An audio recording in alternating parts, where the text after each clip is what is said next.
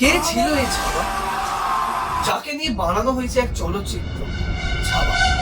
ছত্রপতি শিবাজী মহারাজের বড় ছেলে সম্ভাজি মহারাজকে বলা হয় ছাবা। 14ই মে 1657 সালে মহারাষ্ট্রের পুরান্ডার ফোর্টে ওনার জন্মগ্রহণ হয়েছিল।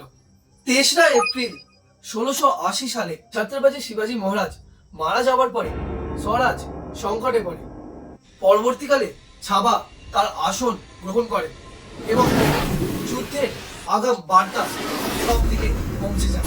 1681 থেকে 1689 পর্যন্ত প্রায় এই 8টি বছরে 127টিরও বেশি যুদ্ধ তিনি করেন এবং সমস্ত যুদ্ধে জয়লাভ করেন।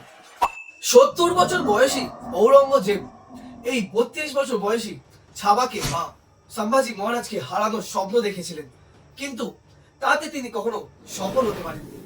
1683-তে পর্তুগিজদের বিরুদ্ধে তিনি গোয়াতে যুদ্ধ করেন। 1685 সালে বুরহানপুরে মোগলদের সমস্ত সম্পত্তি লুটে নিয়ে আসেন। 1688 সালে জাঞ্জিরা কিলাতে সিদ্ধি আর্মির বিরুদ্ধে ভয়ঙ্কর লড়াই করেন। 1689-এ নিজস্ব কোনো ব্যক্তির প্রতারণার মাধ্যমে সম্ভাজি মহারাজ অর্থাৎ ছাবাকে ধরে ফেলে ঔরঙ্গজেবের সেনাবাহিনী। ক্রমশ 40 দিন ভয়ঙ্কর অত্যাচার করার পর তিনি পরলোক গমন করেন।